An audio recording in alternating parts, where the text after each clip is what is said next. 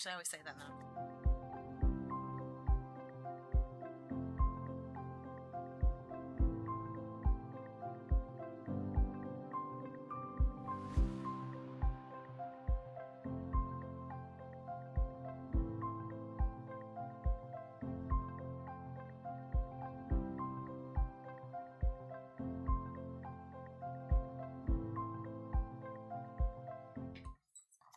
I'd like to call our meeting back to order.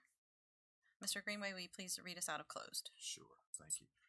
I move that Roanoke County School Board come out of closed session for the following: to discuss the investigation of a student matter pursuant to the scholastic record exemption at 2.2-3711A2 of the Code of Virginia, and to certify to the best of each member's knowledge only public business matters lawfully exempted from open meeting requirements under the chapter, and only such business matters as were identified in the motion by which the closed meeting was convened were heard, discussed, or considered in the meeting by the school board.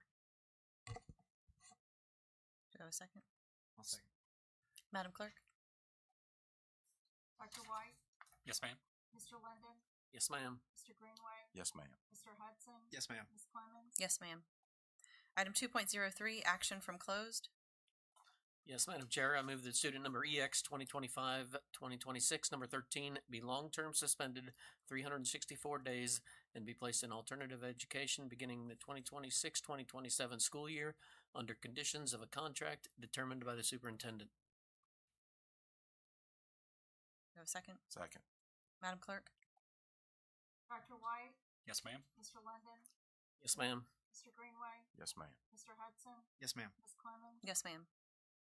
Madam Chair, I move that student number EX 2025-2026, number 14, be long-term suspended for 364 days and be placed in alternative education beginning the 2026-2027 school year under conditions of a contract determined by the superintendent. Second. Madam Clerk? Dr. White? Yes, ma'am. Mr. Linden? Yes, ma'am. Mr. Greenway? Yes, ma'am. Mr. Hudson? Yes, ma'am. Ms. Clemens? Yes, ma'am. Welcome, everyone. Will you please stand for the Pledge of Allegiance?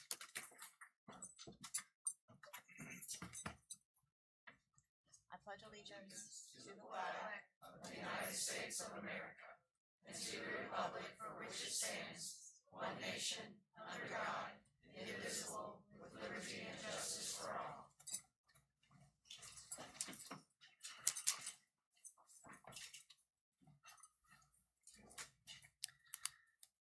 Item 4.01, announcement of changes in the agenda. We do not have any. Item 4.02, approval of agenda. Do we have a motion to approve the agenda? Make a motion to approve the agenda is submitted. Second. Madam Clerk? Dr. White? Yes, ma'am. Mr. Linden? Yes, ma'am. Mr. Greenway? Yes, ma'am. Mr. Hudson? Yes, ma'am. Ms. Clemens? Yes, ma'am. Item 5.01, recognition of Northside High School VHSL Class 3 Indoor Track State Pole Vault Champion Carson Davis, presented by Ms. Jill Green and Ms. Kristen Hunt. Good evening, Madam Chair, members of the board, Dr. Nicely, Dr. Soltis. It is my honor, come over here. It is my honor tonight to introduce Carson Davis. He is an exceptional student athlete for us at Northside, who has once again achieved something truly remarkable. As a senior, Carson has earned his second straight indoor pole vaulting state title, a testament not only to his talent, but his dedication, discipline, and amazing work ethic. At this time, I will turn things over to Coach Hunt to elaborate on the special young man and his accomplishments.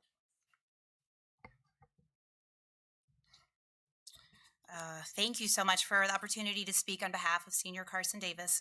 My name is Kristen Hunt, and I'm proud to represent the coaching staff of Northside High School's track and field program, as well as many individuals who've been a part of Carson's journey to earning his second state championship. Carson is a lifelong product of Roanoke County Schools. He attended Mountain View Elementary School, where I met him, and then he went to the Northside Middle School, and then eventually came to Northside High School, where he began his career as a pole vaulter. When Carson first approached me about pole vaulting, I'll admit I was a little concerned. He was a little small, a little breakable. Just this idea of him launching himself, 10 feet in the air kind of scared me. Had no idea where it was going to end up now. But his passion and dedication carried him from clearing 8 feet as a freshman to an impressive 15 feet 6 inches this year. His sights are set on breaking 16. He's done it at practice in Lynchburg, so we're hoping he'll do it at one of the meets this year. Along the way, Carson progressed from placing at districts to winning region championships, earning 2 state titles, qualifying for and being accepted into some of the most prestigious meets in the country, including Nike, New Balance, and Adidas indoor and outdoor national championships. What makes this journey even more remarkable is that Carson built this through his own grit, determination, and relentless drive. Carson represents the very best of our program in Northside High School. He's an athlete who encourages his teammates, the ones who stay after he's one of the ones who stays after to help. You can always count on him with a question or to help if you need anything. If I come in with my car, he's there to help me unload stuff, anything I need. If I'm the only coach, he will be there helping lead practices with me if I need help. He embodies everything we hope for in our athletes. He raises the standard for what it means to be a competitor, a teammate, and a person. Let me try not to cry. When Carson won regionals this year for indoor, his reaction was surprisingly calm. He didn't really seem to care, and I was trying to get him riled up. And I asked why he wasn't more excited. He said, well, maybe my 9th grade self would have been excited for me. So Carson, I want you to take a minute to reconnect with that younger version of yourself. Think of all the things you've done and celebrate yourself because we're so proud of you. Thank you.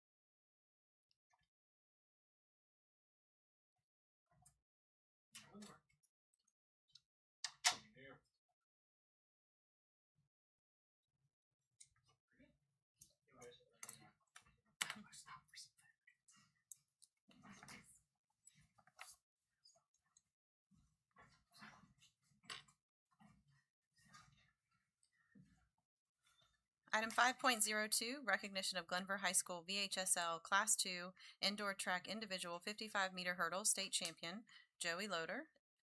And that's presented by Miss Tammy Odom.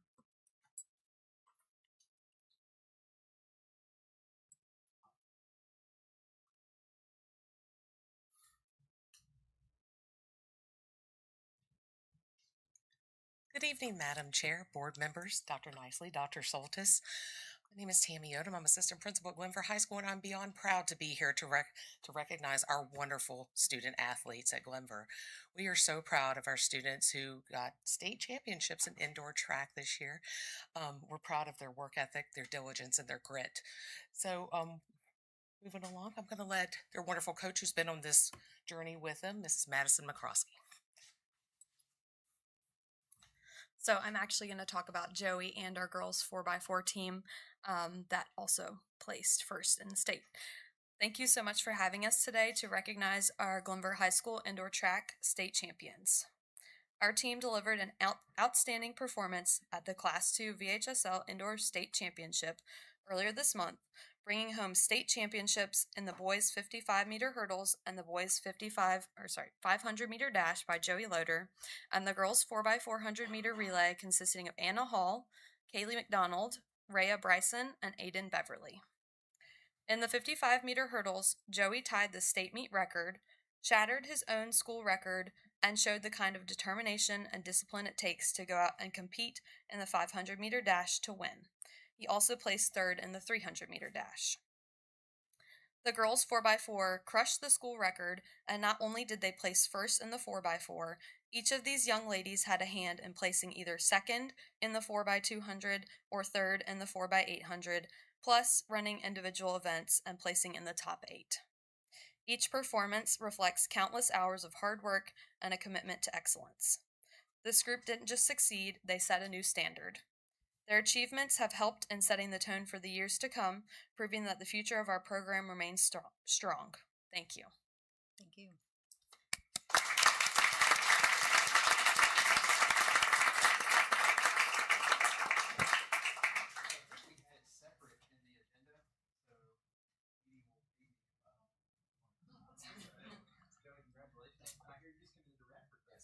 Nice.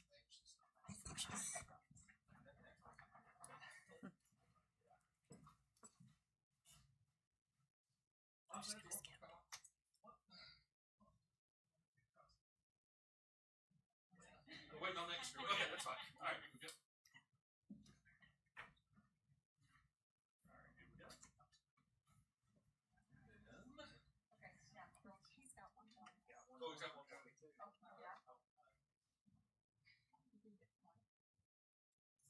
This one's for the individual 500-meter station.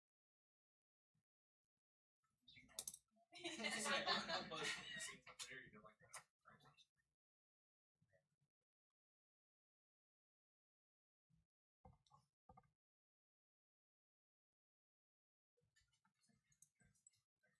Our program is amazing. I'll just take a quick second. Our coaches are amazing. The key winning these state championships, our community, it's our coaches. From middle school, and our middle school coaches are great guys as well. And it just shows in the whole program how great our kids are.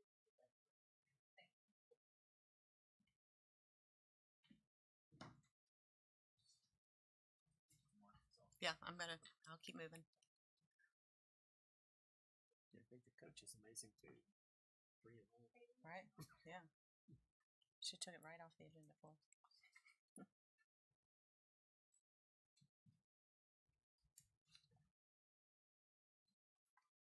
You're missing one.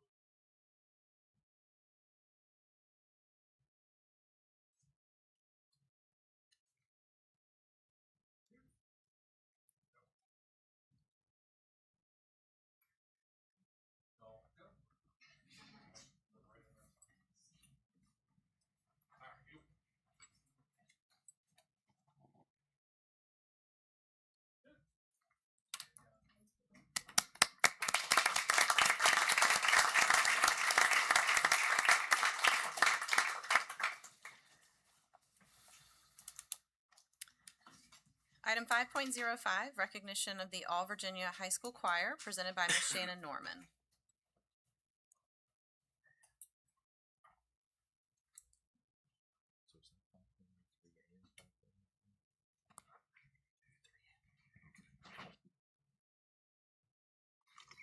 Good evening, Madam Chair, members of the school board, Dr. Nicely, and Dr. Soltis. It is my pleasure to recognize an outstanding group of Roanoke County students who have been selected for prestigious honor choirs at the state and regional levels. These students represent the very best of our music programs and have demonstrated exceptional talent, dedication, and musicianship. At this time, I'm going to ask all of the high school choir kids to come join me, as well as the director.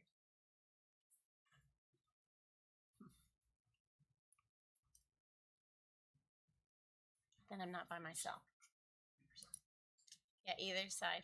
Come on up. There's room for everyone.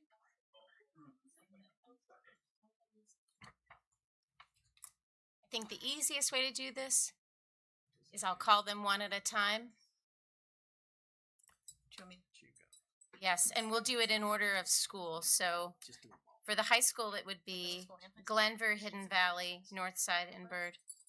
So if you guys, do you want to do it that way? Is that the easiest way to do it? Okay. It doesn't matter. Just someone needs to present. Yep. Okay. First, we have Nick Fraticelli from Glenver High School. You gotta do Glenver first. Christian Hill from Glenver High School. Thank you.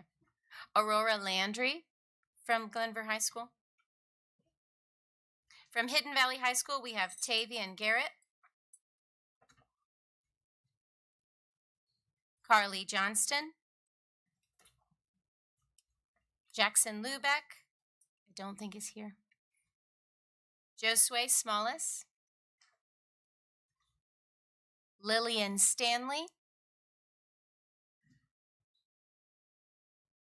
Sana J. Vidal. From Northside High School, we have Jackson Letty.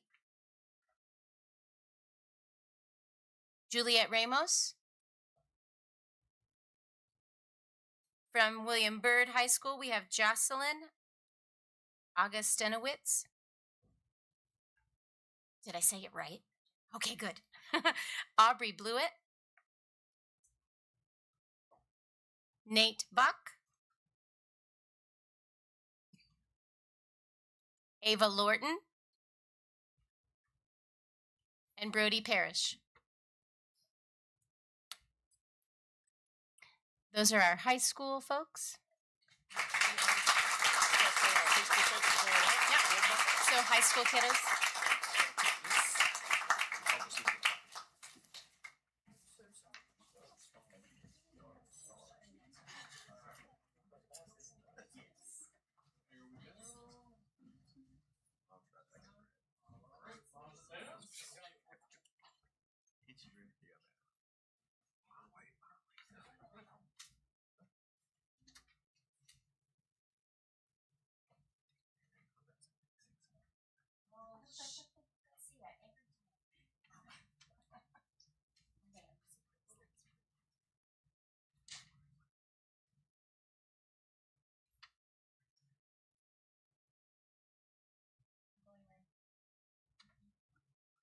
Hanging on. It's practice for standing on risers, right?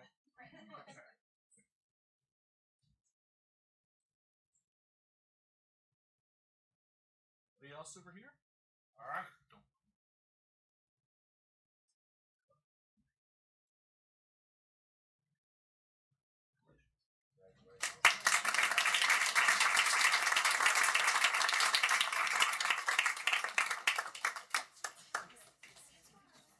As soon as they clear out middle school, folks join me.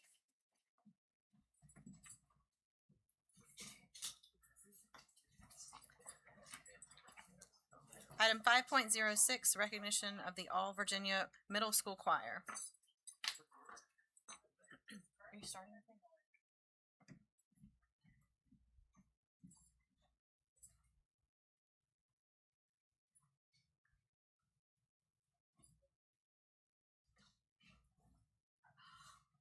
Just in case there's anybody. Yeah. Okay.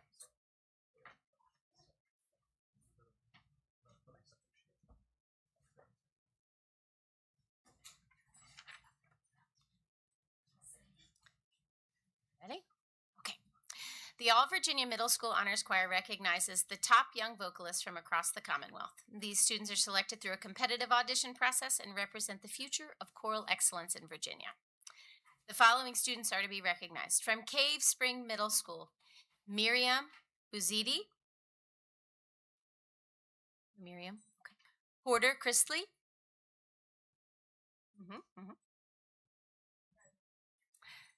Ciel de la Cruz.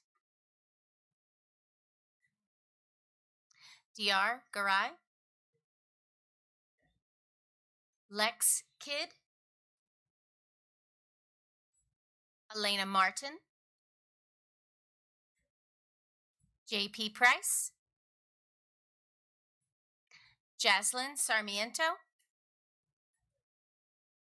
From Northside Middle School, Kalia Lewis Roldan. From William Byrd Middle School, Brooklyn McQuinn. Congratulations.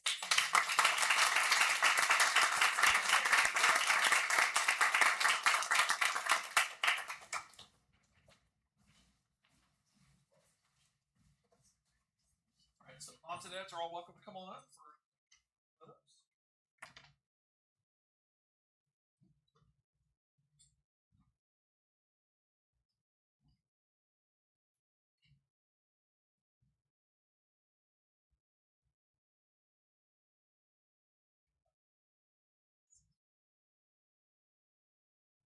All going. Good. Sure you don't want to come on. All right.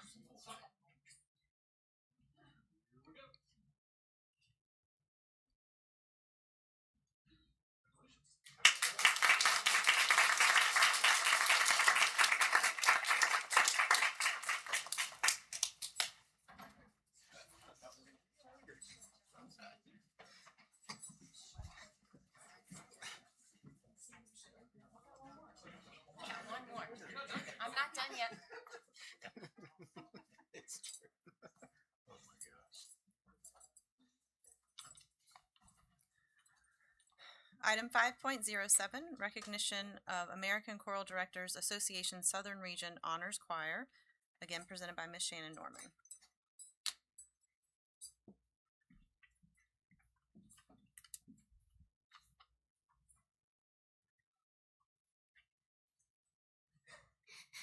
The ACDA Southern Region Honors Choir is an elite ensemble that brings together some of the best young singers from across 11 southern states. Students are selected through a highly competitive recorded audition process with submissions evaluated by experienced choral educators. This year's event took place in Memphis, Tennessee from March 4th through the 7th. Please join me in recognizing Sharv Patel from Cave Spring High School,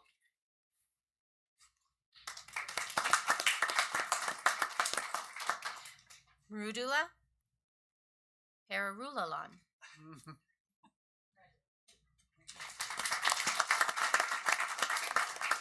We are incredibly proud of all of our music students and thankful for all of their teachers who joined us this evening. Right.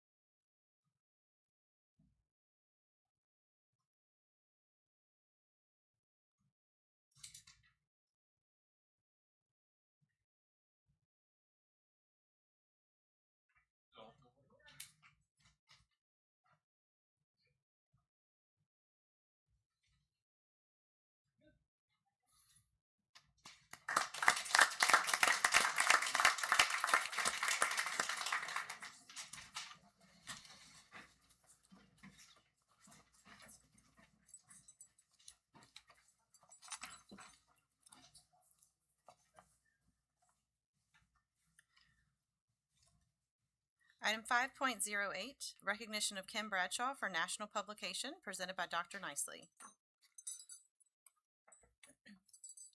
Ask Ms. Bradshaw to come on down. Good evening, Madam Chair, members of the board. We want to thank our directors of instruction for their ongoing leadership to employ deeper learning in our schools as called for by our Sea Change framework and the K-12 Opportunity Ready Graduate Initiative that includes senior portfolio defenses as well as student-led conferences. Today, we recognize our Executive Director of Elementary Instruction, Ms. Kim Bradshaw, for her efforts in leading these programs, but also helping to tell the RCPS story to a national audience. Ms. Bradshaw recently wrote and published a description of the work being done in Roanoke County Schools in a national publication hosted by Envision Learning Partners. Ms. Bradshaw writes about how our Roanoke County students are preparing students with the skills they need for success without losing academic rigor, and describes readiness as a developmental journey that starts in their early grades and continues through middle and high school and beyond.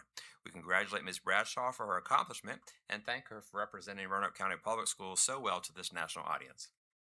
Congratulations.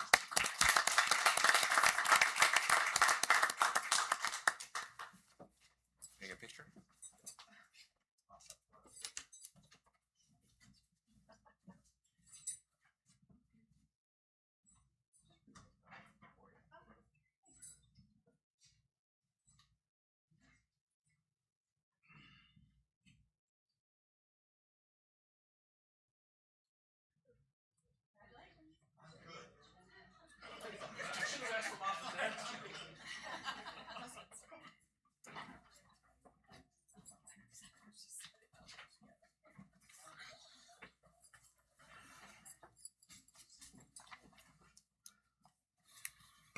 Item 5.09, recognition of Green Valley Elementary as a STEM School of Excellence, presented by Ms. Kim Bradshaw.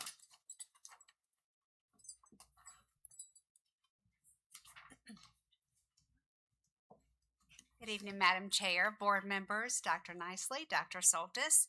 It gives me great pleasure to bring before you Green Valley Elementary for their recognition as an ITEA STEM School of Excellence, one of only 44 schools worldwide to receive this prestigious designation from the International Technology and Engineering Educators Association. Schools receiving this honor represent leading STEM programs from across the United States, as well as internationally, including schools in China, Hong Kong, and Germany. This recognition is awarded through ITEA STEM Center for Teaching and Learning and celebrates schools that demonstrate a strong commitment to providing students with meaningful and innovative learning experiences in science, technology, engineering, and mathematics. Schools must complete a rigorous application process that includes detailed documentation of their STEM program, as well as a peer review edit by experts within the technology field. Green Valley Elementary earned the STEM School of Excellence designation, which is the highest level of recognition, by demonstrating a comprehensive and integrated STEM program that engages students in hands-on learning, engineering design, and real-world problem solving. This recognition reflects the outstanding work of the Green Valley staff and leadership in providing high-quality learning opportunities that prepare students to think critically, collaborate, and apply their learning in authentic ways. So we'd like to congratulate Green Valley, and they walked across the stage along with Hong Kong, Germany, and China this past week to receive their banner, which can be placed at their school, designating them as a STEM school for excellence. Nice.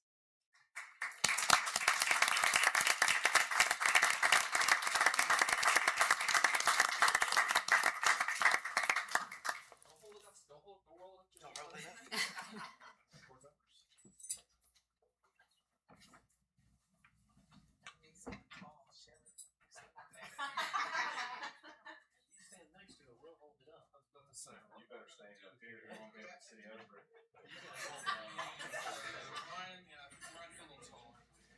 Step to the back a little bit. That way, the two of you guys. There you go, like that. You better do that. Works. There. All right, here we go.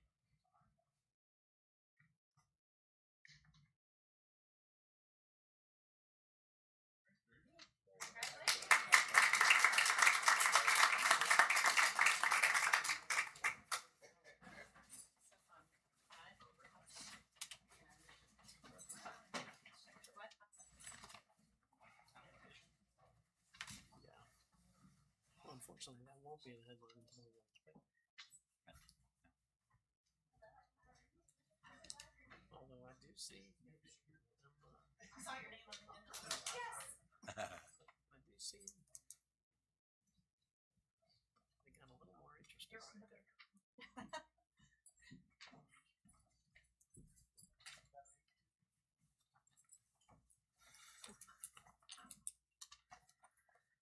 Item 5.10, recognition of Katie Smith, Glen Cove Elementary teacher, as Roanoke Valley Chapter of VSLA Teacher of the Year Award recipient, presented by Mr. Joe Legault.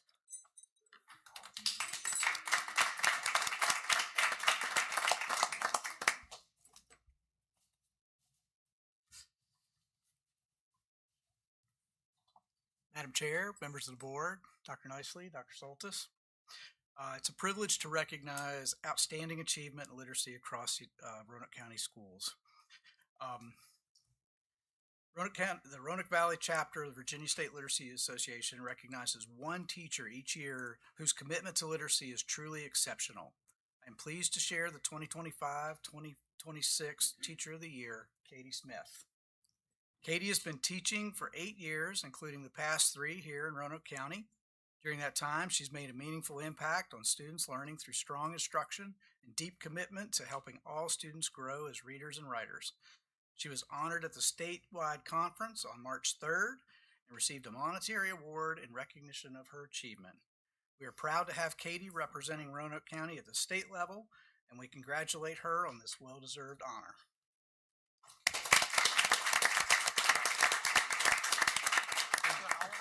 I have 2 awards, so if we want to do them back to back, then we can have one. Okay. Sure, that You're trying to save us time? Okay. I'll go ahead and announce it if you want me to. Yeah, go ahead. Item 5.11, recognition of Glen Cove Elementary as Exemplary Literacy Award recipient, also presented by Mr. Joe Legault. Thank you. In addition to recognizing an outstanding individual educator, I'd also like to recognize excellence at the school level. The Virginia State Literacy Association's Exemplary Literacy Award is presented annually to a school that demonstrates a comprehensive school-wide commitment to literacy. This award recognizes schools that promote best practices, foster a strong culture of reading and writing, and support literacy achievement for all students. I'm pleased to share that this year's recipient is Glen Cove Elementary School. Glen Cove has demonstrated literacy excellence through aligned instruction, intentional support for students, and a school culture that prioritizes reading and writing every day. We're incredibly proud of Glen Cove Elementary, the community, and the work that they are doing to support student access. Thank you.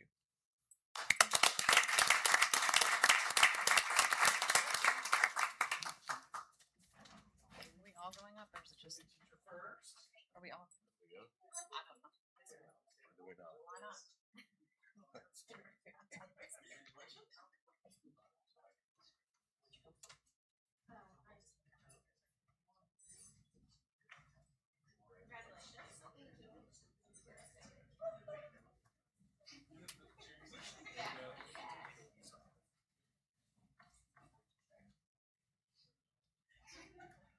Congratulations. Then next up.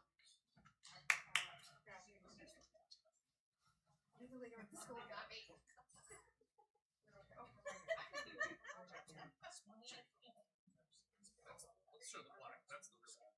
There you go. There we go. That's got it. All right, here we go.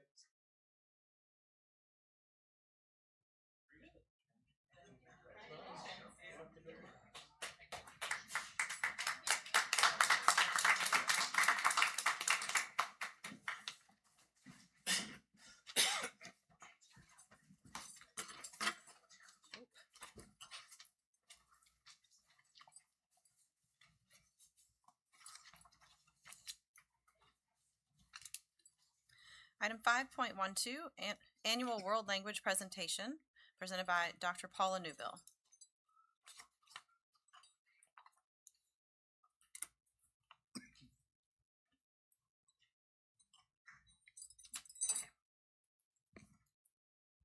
Good evening, Madam Chair, board members, Dr. Nicely, Dr. Soltis.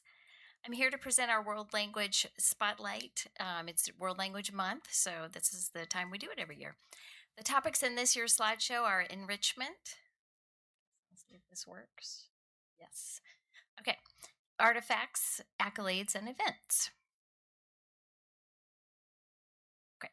For enrichment or professional development, our world language teachers read the book, The Integrated Performance Assessment, 20 Years and Counting. We were privileged to have Dr. Eileen Gleason, Professor Emerita of Indiana University of Pennsylvania, speak to us for our December PD about her book. That was a big honor. And to go on further with the Integrated Performance Assessment, it is a form of assessment that focuses on interpretive, interpersonal, and presentational modes of communication. These types of classroom tasks and assessments allow the student to show what they can do through thematic tasks and tie in well with our Opportunity Ready initiatives. Many students use evidence from these tasks as artifacts for their student-led conferences or senior portfolio presentations. You will see collaboration, communication, and critical thinking skills in all of the following tasks. Okay, now I'm ready. Grace, ¿a dónde fuiste ayer? Por la mañana fui al café y conseguí desayuno por mi familia y yo. Entonces caminé al supermercado y compré nuestra comida y otras cosas.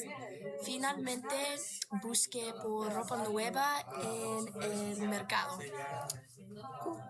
Sí, estuve muy ocupada.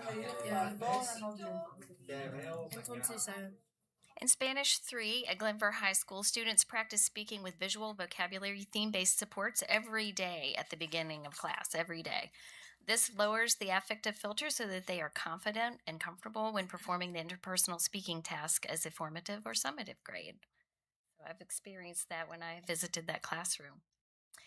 As an example of presentational writing, French 3 students at Northside High School researched local charities and created volunteer recruitment posters based on their research for the volunteering unit.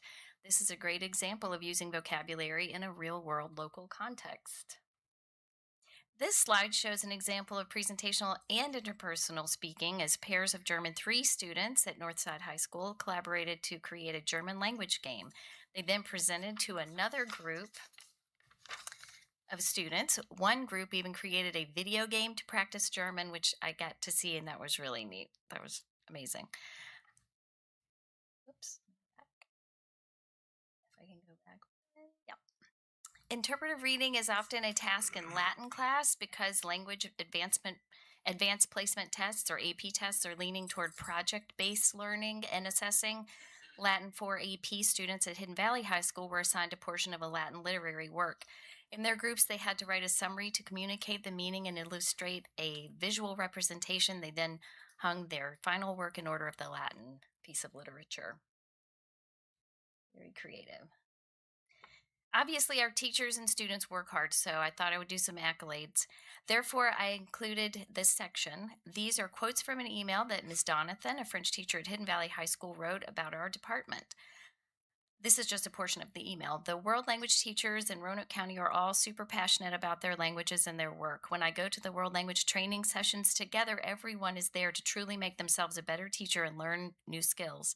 You can watch all the other world language teachers in the PD sessions doing what we love to see our students doing, all jotting down an important hint or a great idea at the same time.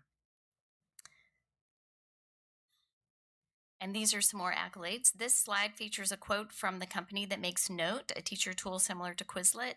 A Spanish student at Cave Spring High School nominated his teacher, Ms. Bolin. She was then featured on their webpage as an Educator of the Week. This is a quote from the student.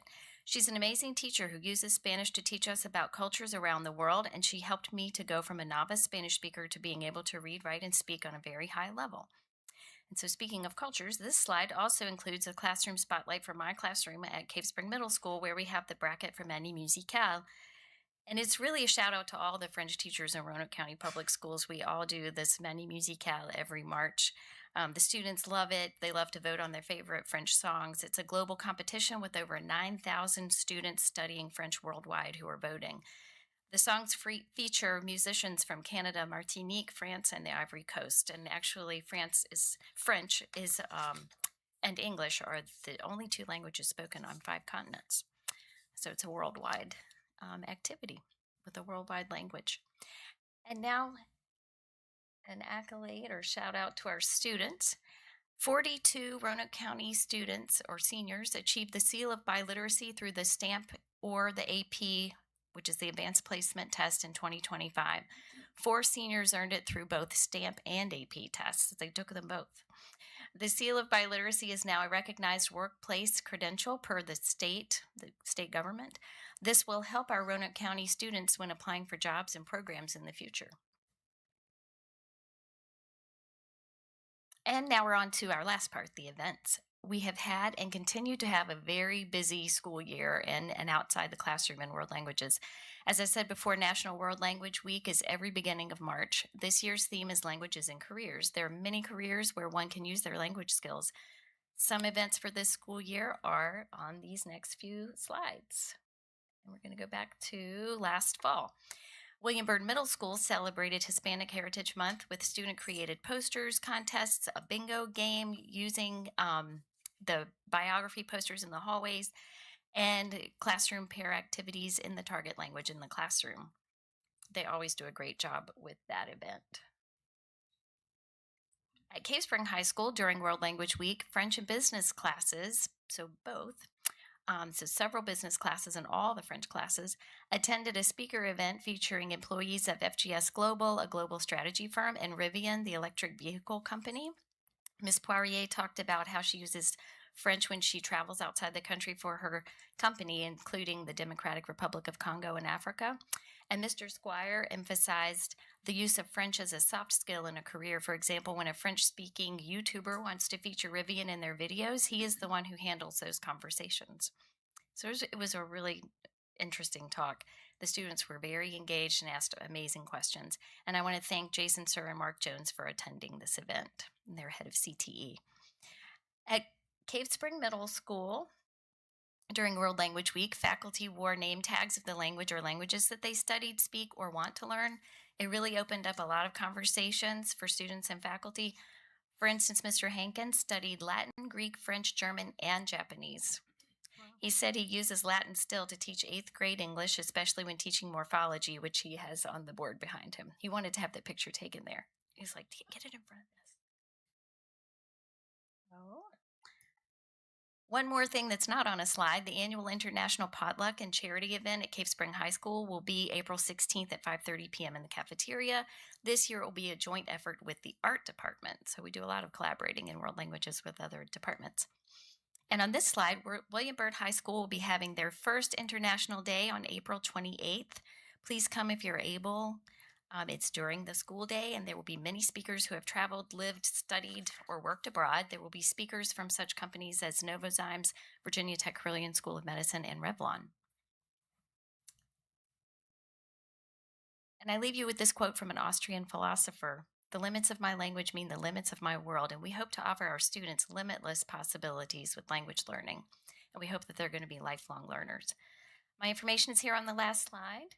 And I would like to thank the school board members and our community for your continued support of world languages. Thank you. Thank you.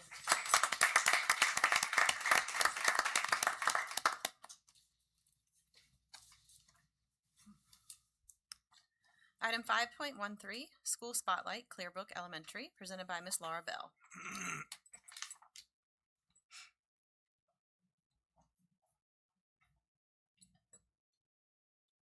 Good evening, Madam Chair, Board, Dr. Nicely, Dr. Solstice. I'm Laura Bell. I'm the proud principal of Clearbrook Elementary School, and I have with me Martha Burton, our assistant principal, and Logan Boyd, our PE teacher and aspiring administrator. We are truly honored and excited to speak with you tonight about the incredible students, staff, and families of Clearbrook. What began as a small little red schoolhouse has grown into something much more. A community that truly considers itself family. That sense of connection, support, and belonging is at the heart of everything we do. Clearbrook was originally constructed in 1939. A classroom wing was added in the late 1950s, early 1960s. Another addition in 1968 added a kitchen and a library wing, and a classroom and lunchroom addition was performed in 1998. The secure vestibule was added in 2014, bringing us to a whopping 44,000 square feet. We are small but mighty at Clearbrook. We currently have 323 students enrolled and 51 staff members. We have one preschool class, and we have 3 classes per grade level in kindergarten through 5th grade. Our accreditation status is on track, and we plan to keep it that way. As you can imagine, it is difficult to capture all of the amazing things happening at Clearbrook in just a few minutes, but tonight we'd like to highlight several key components that are helping us grow Clearbrook students into opportunity-ready Roanoke County graduates.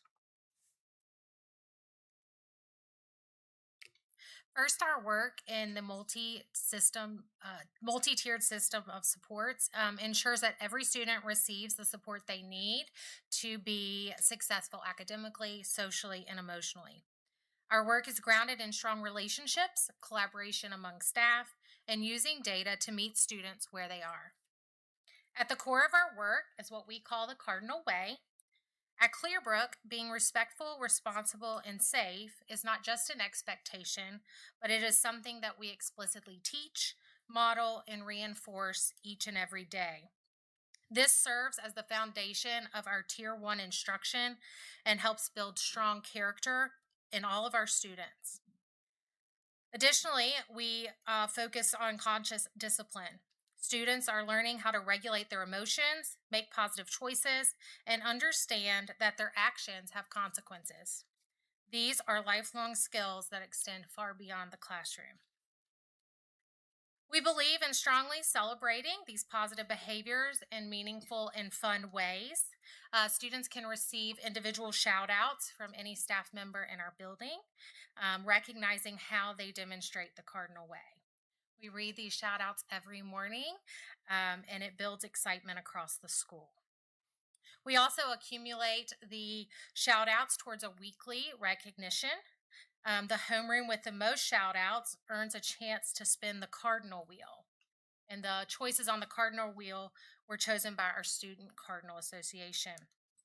Last week, Mrs. Glozinski's first grade class won extra free time, and you could truly hear the cheers echoing down the hallway on Friday afternoon. In addition, students are recognized monthly as our Cardinal Spotlight, with one student from each grade level being selected by their teachers.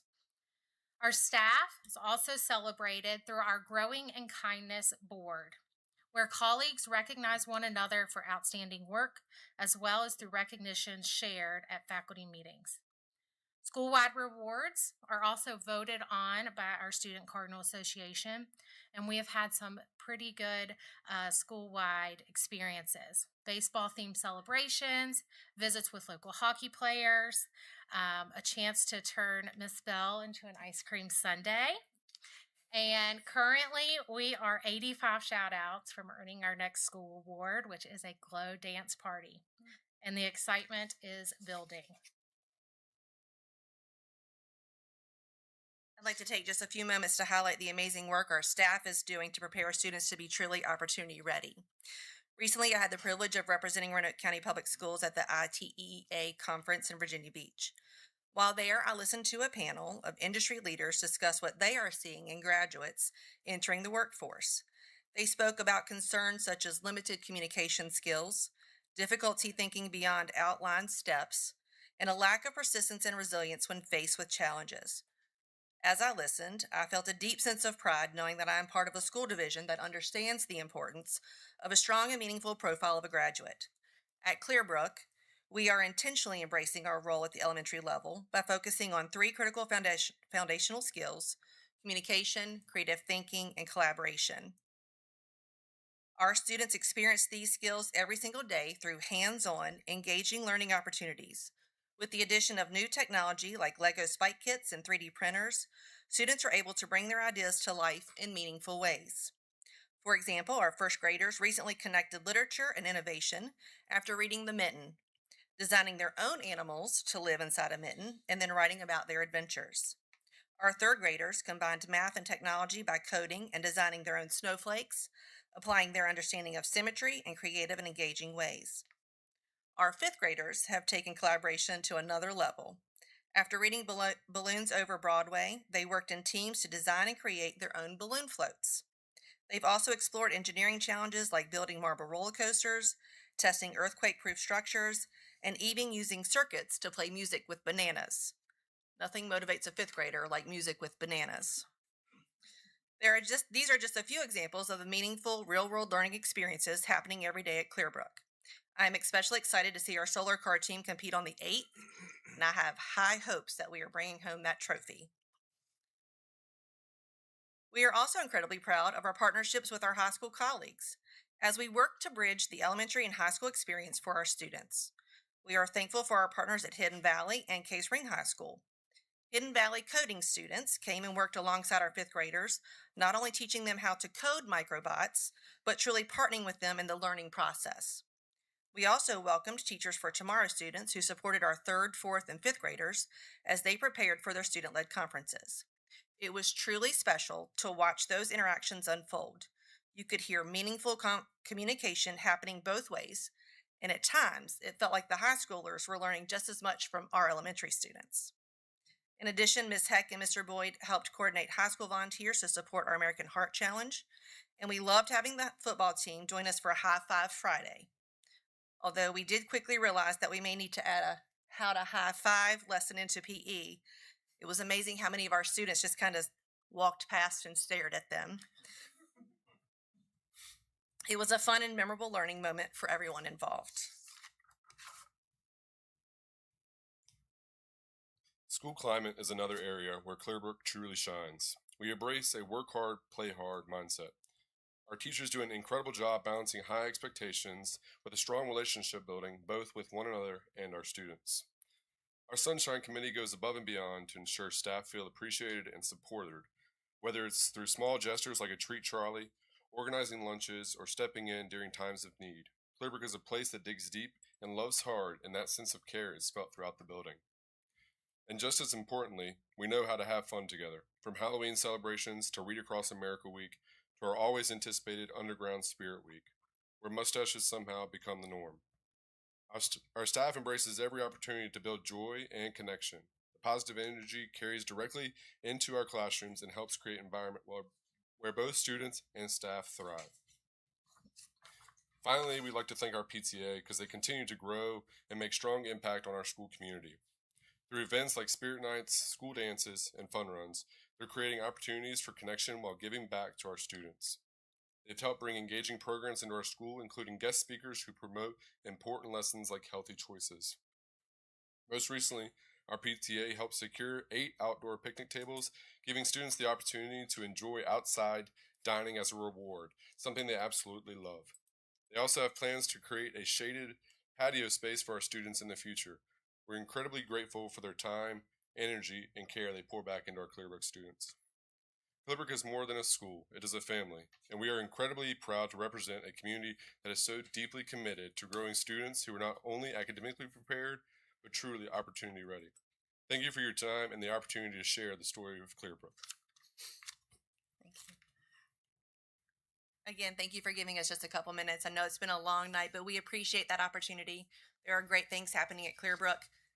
Cherie's still here. I might be coming for Cherie's award over there. So again, thank you for the opportunity to share Clearbrook.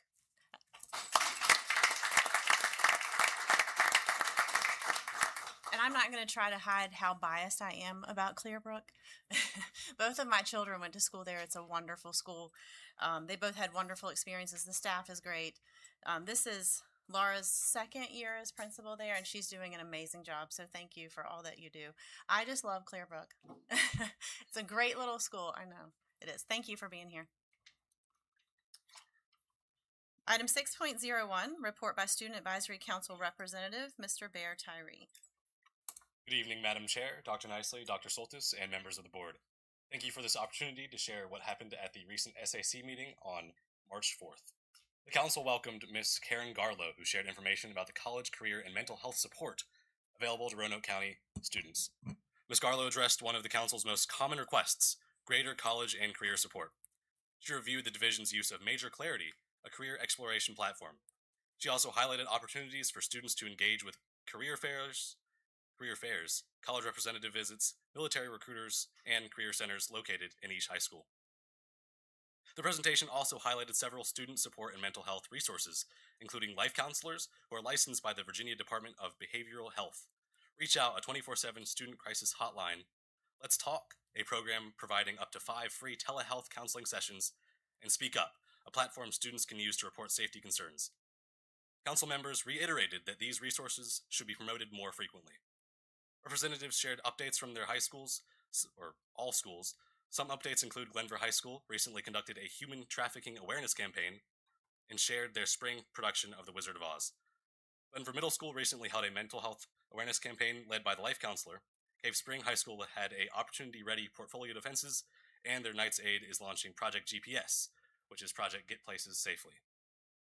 Cave Spring Middle School recognized results from last month's Kindness Challenge.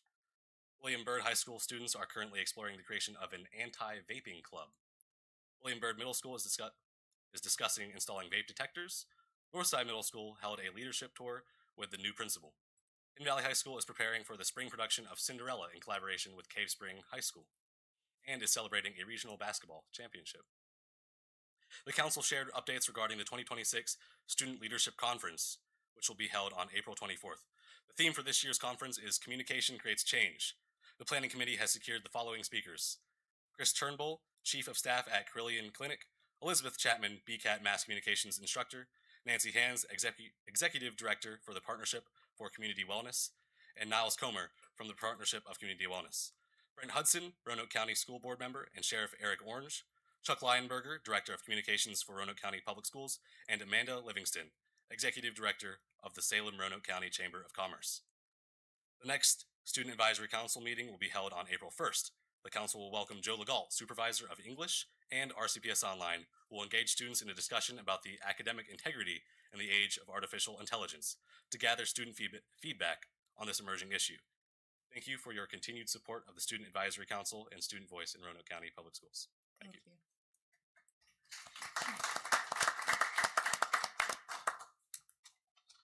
Item 7.01, hearing of citizens for agenda topics. We do not have any. Item 8, consent agenda. Do we have a motion to approve the consent agenda? Motion to approve consent agenda. Second. Madam Clerk?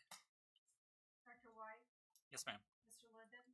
Yes, ma'am. Mr. Greenway? Yes, ma'am. Mr. Hudson? Yes, ma'am. Ms. Clemens? Yes, ma'am.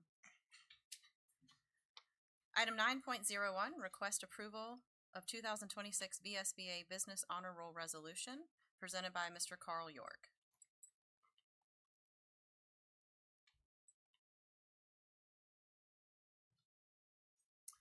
Good evening, board members, Dr. Nicely, Dr. Soltis. Each year, the VSBA recognizes businesses and organizations that support our schools by inclusion in the annual VSBA Business Honor Roll. School divisions can nominate up to 3 businesses each year. Tonight, it is my honor to recommend Alro Steel, Bauer Heating and Air, and Simpson Funeral Home for the 2026 Business Honor Roll. These businesses were 3 of the first to step up and support us, Roanoke County Public Schools, in the Campaign for Excellence. And in addition, Wayne Bauer of Bauer Heating and Air and Alan Simpson of Simpson Funeral Home not only gave significantly to the campaign, but are both members of our Campaign for Excellence cabinet, charged with helping us bring more businesses into the fold. Official nomination is made via a resolution which is attached to board docs. Staff recommends approval of this resolution. Thank you. Thank you. Do we have a motion to approve? So moved. Second? I'll second. Any discussion? Madam Clerk? Dr. White, Yes, ma'am. Mr. Linden, Yes, ma'am. Mr. Greenway, Yes, ma'am. Mr. Hudson. Yes, ma'am. Ms. Clemens. Yes, ma'am. Thank you. Item 9.02, 2026-2027 RCPS Pay Plan presented by Mr. Jim Bradshaw. Good evening, Madam Chair, board members, Dr. Nicey, Dr. Saltis. Part of the school board approval budget process is the pay plan. So I just want to point out some highlights to you that we made some changes for the pay plan from this year to next year, and I'll be glad to answer any questions as we go through it. The first thing, all the scales have been updated by 2.9%, which we include that with the step, gives that 4.5% that we're going to be recommending this evening. We have also moved the HVAC technicians up a grade, as well as the HVAC lead. That's going to be moved up a level as well as far as grade to make us more competitive. And we've also added the district elementary literacy coach to that part of the pay plan. As far as the stipend section, we've added wording that basically enables the RCPS retired teacher substitutes. As you know, we pay them a little bit more for coming back and substituting for us because we value their experience that they bring. So I want to make sure that's clear. We've updated the word forensics to speech according to VHSL, and we've also added, as you all approved, the head and assistant cross-country coaches for the middle schools. Other than that, the pay plan is pretty much identical to last year's. So we ask for your approval with the pay plan as part of the budget process. Okay. Do we have a motion to approve? So moved. Second. Discussion? I'd like to thank Mr. Bradshaw for his hard work, and I'd also like to recognize and thank this board. 4.5% on huge. Obviously a lot less money than we thought we were going to have from the funding decrease from the county. Very proud of you guys for stepping up and finding ways to cut so we can help our most important part of the organization, which is our staff. Thank you. Absolutely. Thank you for all doing that. Yeah, thank you. All right, Madam Clerk? Dr. White, Yes, ma'am. Mr. Linden, Yes, ma'am. Mr. Greenway, Yes, ma'am. Mr. Hudson. Yes, ma'am. Ms. Clemens. Yes, ma'am. Item 9.03, 2026-2027 Annual Budget, Health, Dental, and Vision Insurance Benefits, presented by Ms. Susan Peterson. Good evening, Madam Clerk. Madam Chairman, I apologize for that. Members of the board, tonight I am presenting the recommended renewals for our health, dental, and vision insurance for the 2026-2027. For health insurance, we are maintaining our current plan designs with no changes to deductibles or coverage. The recommendation includes a 10% increase to employee premiums, while the division absorbs a larger share of the overall cost increase, which exceeds 22%. We have also added an employee plus children tier to better align coverage options with employee needs and to hopefully encourage our employees to review their spouse's plan to encourage natural selection of spouses going to their employer's plan rather than staying. We are not putting in place the spousal exception at this time. This is just a voluntary look for folks to hopefully find better, cheaper options across the board. For the dental insurance, we are transitioning out of the consortium and moving to a standalone, fully insured plan with Delta Dental. This change provides a greater flexibility and eliminates consortium administrative costs.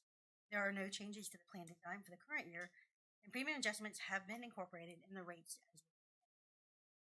Vision insurance remains unchanged. It is voluntary, employee paid, and has no changes to the plan design or to the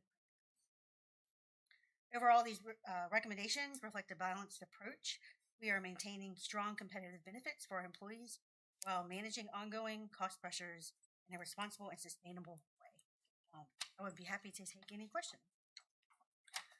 Do we have a motion to approve? Motion to approve. Second. Discussion? Again, I would like to thank staff for working hard on this. I know we hired new consultants. We had a lot of expenses last year in this area, and I'm glad to see that we're not having to take away the ability for our staff to have their spouses on insurance. So I'm glad that we're able to at least absorb a large portion of the increase this year. So thank you. Madam Clerk? Dr. White?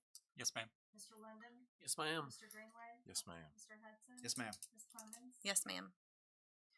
Item 9.04, 2026-2027 Annual Budget Approval, 2026 through 2035 Capital Improvement Plan, presented again by Ms. Susan Peterson. The capital improvement plan has been updated to reflect a couple of key changes as we discussed last night. First, we've added the Alternative Education Public Day School at Arnold R. Burton. The estimated cost is $15.4 million, and it's based on the facility study from the December work session. Second, we added updated how we project the costs using a phased inflation approach. Instead of a single rate, we are using 3.5% in the near term, 4% right after that, and then 5% in the later years. This gives us a more realistic picture of future costs without overstating the costs in the near term. Overall, the plan does remain balanced at $202.9 million with funding aligned to expenditures. I can take any questions. Do we have a motion to approve? So move. Second. Any discussion? Yes, I would like to just say kind of what I said yesterday, just to reiterate. We haven't revisited that in a while. And Dr. Nicely, with a group of our staff here and stakeholders, devised that plan in 2019 for our current CIP. I think things have changed over the last years. That's what's almost 7 years ago now. So demographics, yes, shift, and different. Schools are getting older; they're not getting younger, right? And we've got 4 or 5 that are just critically, really needing improvements. But I think, in particular, Burlington is one that I think we've got to bring to the forefront. Probably, need to look at some of the list behind it, or with. I'm not putting it in front, but the ones that I would consider behind it that need to be done as well. So I think we really need to have a nice discussion in one of our work sessions to revisit the CIP list, and we're going to get less money from the county. Don't have any idea why. Their revenue continues to increase, but we're going to get less for our portion of the CIP, and we need to take a look at it and be a little more proactive to, I won't agree with them. They've mentioned closing schools. I won't agree with that, but I will agree that we need to take a look because I think things have shifted a little bit. So thank you. Any other discussion? Madam Clerk? Dr. White? Yes, ma'am. Mr. London? Yes, ma'am. Mr. Greenway? Yes, ma'am. Mr. Hudson? Yes, ma'am. Ms. Clemens? Yes, ma'am. Item 9.05, 2026-2027 Annual Budget Approval. Again, Ms. Susan Peterson. The 26-27 budget was developed through a series of work sessions focused on aligning available resources with the division's operational needs and long-term financial sustainability. Early discussions in our replacement planning and establishing a clear understanding of projected revenues, including state and local funding. As we progress through the planning stages, the school board reviewed key cost drivers with particular emphasis on employee compensation and rising health insurance costs. Updated revenue projections and expenditure requirements were incorporated throughout the process to ensure the budgets were balanced and responsive to changing assumptions as we move through the process. We also held a public hearing to provide the community with an opportunity to offer input prior to finalizing the proposed budget. Throughout the budget development process, a priority list was used to evaluate potential additions and reductions in a structured and transparent manner. The priority list served as a decision-making tool to help the school board weigh competing needs against available funding. Items on the priority list include compensation adjustments, operational needs, planned investments such as textbook adoption, and equipment replacement. As revenue constraints became clearer, the list was refined to identify items that could be deferred, reduced, or removed to maintain a balanced budget. This approach allowed the school board to make informed decisions by clearly understanding the financial impact of each option and the trade-offs required. The final proposed budget reflects those priorities that best support the division's core instructional mission while maintaining fiscal responsibility. And we did develop the general fund budget using the option 3 priority list that we shared with you yesterday. This has increased our general fund revenue by $9.6 million. The amount that was in the priority list, we shifted contingency fund, special projects out of the general fund into the grant fund. So it went down a little bit. And then we added a little bit for closing the technology replacement fund. That was 87 to 86 there. So overall, we just kind of realigned a couple of line items in between the general fund and some other funds. The bus fund is $60,000 and no change from the prior year. The instructional resources fund will be $3.1 or $3.2 million and includes $1,539 in additional state revenue, and the remaining will be funded through carryover that we are allowed to use with our agreement with the county. The technology replacement fund will close going into next year.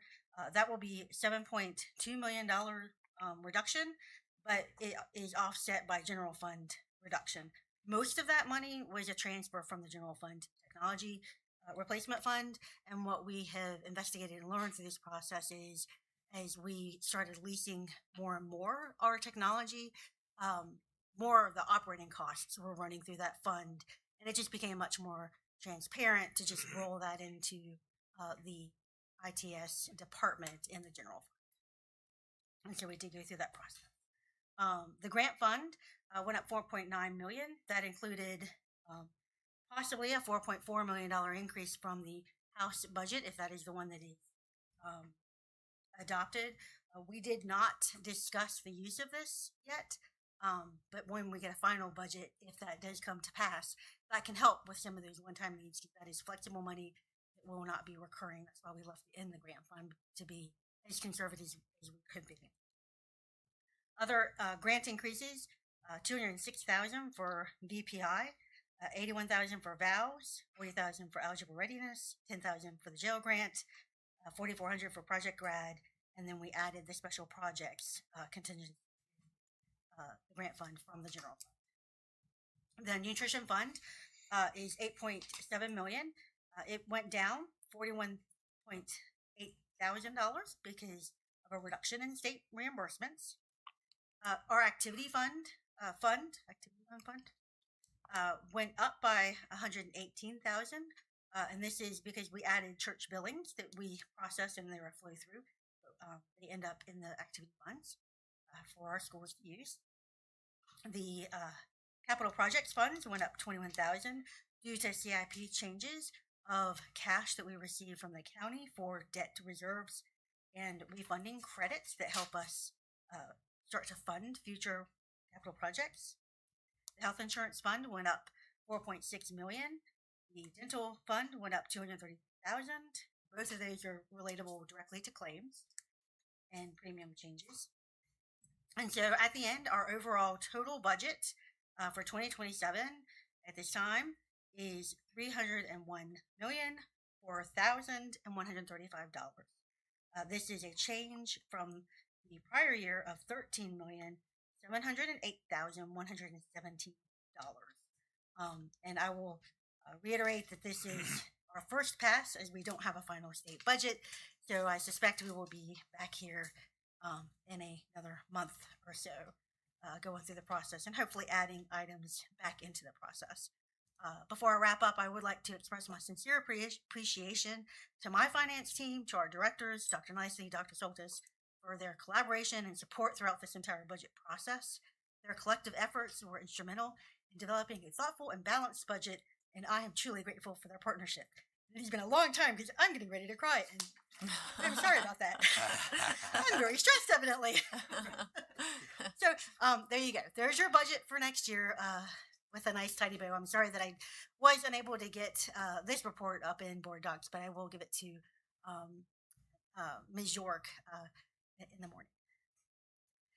Thank you.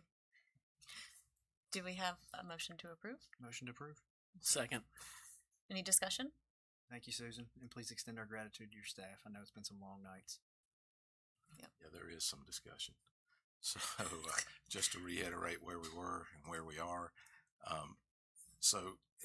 let me just summarize. Roanoke County Public Schools, according to niche ratings, are 10th out of 130 school districts in the state of Virginia. We are one of the top school divisions in the state of Virginia. And so we want to stay there and we want to remain there because as in the real estate field, the first question we get from someone when they move to this area is, what are your schools like? How do they perform? And they also go around and look, whether you like it or not, they go around and look at the physical presence to see if they're run down, dilapidated. What are they like? So this isn't a testimony to us. This is a testimony to Dr. Nicely, staff like Ms. Peterson, and the rest of you for what you do for Roanoke County Public Schools.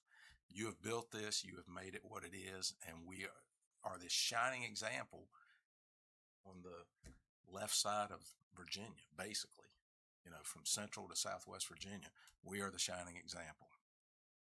Why do I say that? Because this year we're losing $3 million of revenue that is just arbitrarily, in my mind, taken from us this year.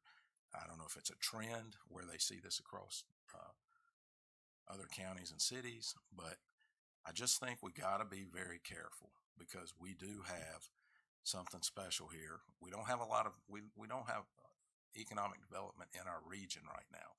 It's lacking, and I think to have a school system as good as this one is, we have to maintain the integrity, the staff. We have to maintain the facilities. It's like running a city. Y'all do an amazing job at what you do, and so we've lived within this revenue sharing agreement for 22 years now. It wasn't it 2004 that Drew Barano and Joe McNamara brought that together, and we've lived within that. We haven't took more. They've reduced it a couple times, but we've still lived within that. So this is the first year we've broke that agreement in whole. They've kept the excess revenue, so they get this $3 million. They keep the excess revenue every year, from actual to budgeted, right? So they get that. We've raised revenue. They talk about lowering taxes, $62.5 million. We've raised real estate revenue in the neighborhood of 125 to 150 million. So effectively, they're still raising revenue. So while you're trying to tighten the one product you've got that brings people to Roanoke County, we need to be mindful. This is just the tip of the iceberg. I believe in everything they've delivered to us in a message.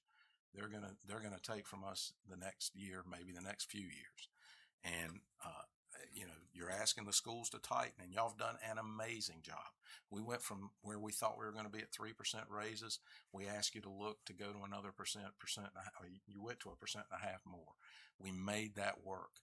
We're doing without fleet replacement. We're doing without technology stuff. You can't run this operation by reducing revenue every year. Yes, we can tighten our belts, but I think Roanoke County needs to tighten their belts.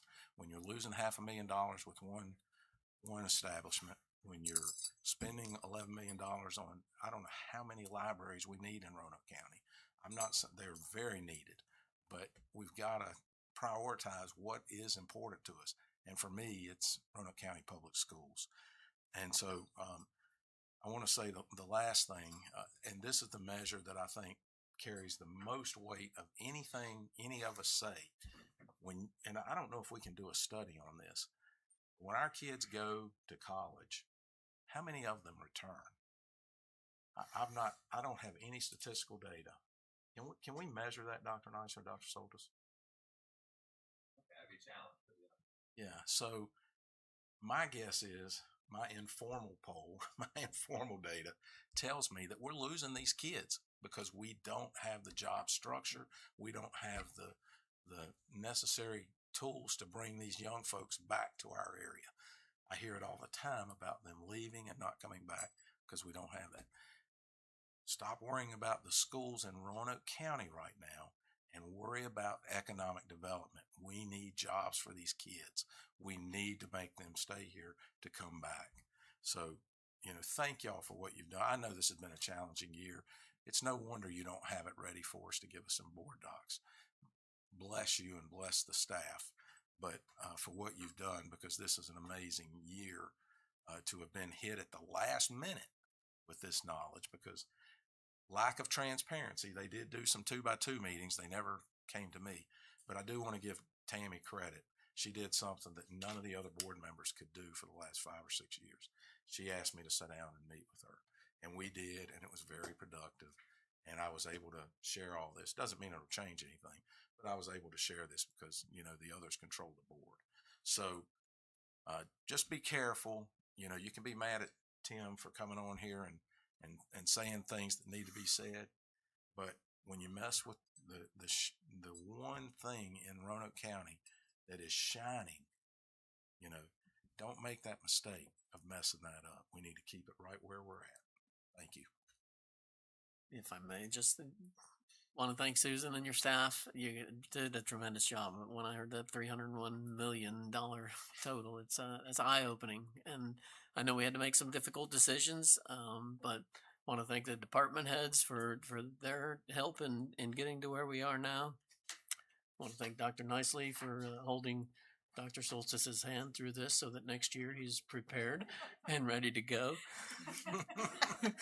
And as Mr. Hudson said, to be able to give 4.5%, when you look at what all our surrounding jurisdictions are having to do this year, and this isn't just a Roanoke County problem, this seems to be a problem throughout the state on inability to give raises to teachers this year. But when a lot of the surrounding jurisdictions are just doing 2 or 3% and we're able to give 4.5%, I think that makes a statement to what we think about our staff and teachers and all our administrators and everybody else that works for the school district. So job well done. Let me just, I appreciate the sentiment, but when you're the lowest in the region in teacher pay, when we're on the bottom side of that, but we're producing at the top rate for our school division, 4.5 versus 3 doesn't get us where we need to be. And I appreciate we got everything we could get out of this. Did phenomenal. But you have to remember, these people are getting results that are astonishing, and we need to pay them fairly. Thank you. And if I could just add to that, again, echoing the thanks, Susan, and your entire team, and Dr. Soltis and Nicely for all the work, and colleagues for coming together and looking at this.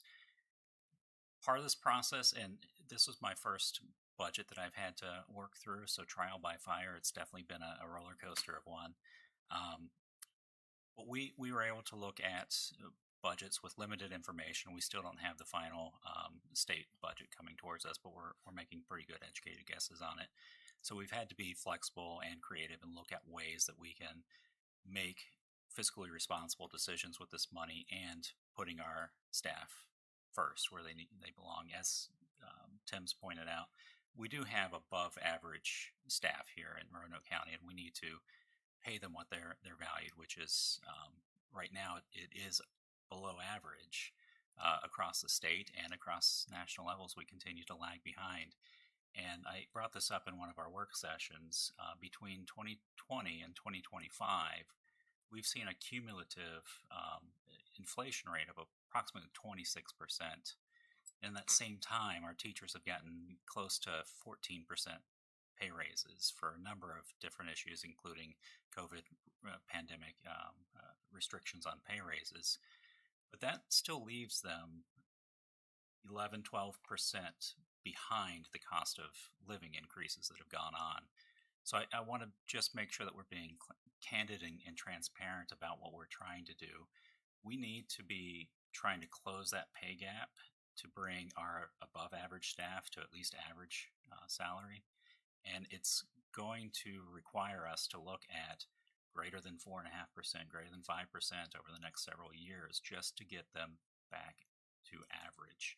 And that's what we're trying to do with these numbers. So when people raise eyebrows about us giving higher raises than counterparts in government or other areas, it's because we're coming from a long ways behind. And our teachers have been phenomenal. Our support staff, our librarians, our bus drivers, and everybody have been phenomenal to give us everything they have with less than average salary. So I appreciate everybody's efforts in looking at that and helping us bring the needle. I think we started at a 2% ask for raises, and we brought that up to 4.5%, which when we were looking at the numbers, we realized it would require at least 3.5% to offset the healthcare premium costs for all of our employees and not leave anybody with a net pay loss there. So I can't express my gratitude enough for all the work you put into this.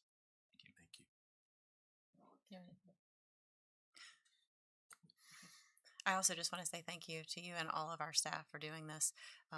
We had a challenging budget season this time, but I'm proud of what we were able to do, and I'm proud of us as board members for coming together and trying to figure out the best way to work through this. And I'm happy with what we've been able to provide for our staff and our schools. So thank you to everyone for doing that. So with that, are we ready to, do we have a motion? So moved. Yes, that we adopt the. Thought we've budget already as done that, presented. right? Oh, did we do that? I'm sorry. Okay, so we're ready to vote. Madam Clerk. Dr. White, Yes, ma'am. You guys talk so much. Mr. Linden, Yes, ma'am. Mr. Greenway. Yes, ma'am. Mr. Hudson. Yes, ma'am. Ms. Clemens. Yes, ma'am. No one ever. Thank you. And I looked right at you when I said That was the truest Thank statement of the you. night. Never. Never. Item 10.01, request to approve RCPS 2026-2027 Perkins Plan. Mr. Jason Sir. Thank you, Madam Chair, members of the school board, Dr. Nicely, Dr. Soltis. The Strengthening Career and Technical Education for the 21st Century Act, referred to as Perkins 5, is similar to past year's plans. Roanoke County Public Schools' proposed 26-27 local Perkins plan has been made available on board docs for your perusal. Perkins funds augment school board effort to supply high-level CTE programs in our schools in 11 schools. A major use of the federal monies is for equipment such as computers for tech ed classes or equipment for trade and industry classes, also student travel and professional development for teachers. The RCPS Perkins Plan is locally developed using constraints outlined by federal legislation and is first reviewed and approved by the RCPS CTE General Advisory Committee. The Perkins Plan was approved by the CTE General Advisory Committee this morning at Burton Center. The next step in the process is to request school board approval. Since the local plan and the budget is on an Excel spreadsheet that is very cumbersome, a school board summary has been provided on board docs that provides an easy reference to that Excel file. That's the information piece. We leave it on information, and then I'll be glad to answer any questions with the hopes of that being on consent for the next meeting. Any questions? Thank you. Thank you. Item 11.01, hearing of citizens for non-agenda topics. We do not have any. Item 12.01, report by Roanoke County School Superintendent, Dr. Ken Nicely.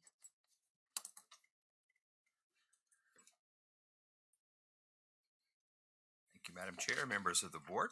Well, there's been a lot going on in Roanoke County Schools since our last school board meeting, which is exemplified by all the presentations this evening and goes around the whole wheel here: sports, arts, music, world languages, STEM, literacy. So we're so proud of our students and all of our staff. One of our new traditions for culminating events is, of course, our Opportunity Ready Graduate Senior Defenses. This has become a signature program for us, and I'm so proud of the hard work and leadership of our principals and teachers to make this vision a reality. Mr. Lineberger is going to display some of our seniors defending their portfolios just a couple weeks ago. Developing and practicing the skills we expect of our graduates starts in elementary and middle schools, where our student-led conferences have again been a success. On March 17th and 18th, our 5 high schools held the Opportunity Ready Graduate Senior Defenses, and it was rewarding to me to visit all 5 high schools and see the progress we're making in both the number of seniors presenting this year as well as the quality of those presentations. I really saw a lot of progress made toward really focusing on those skills and the students being very skilled at referencing those throughout their presentations. I've asked Mr. Riley to give the board a full report on our efforts this year at the next meeting.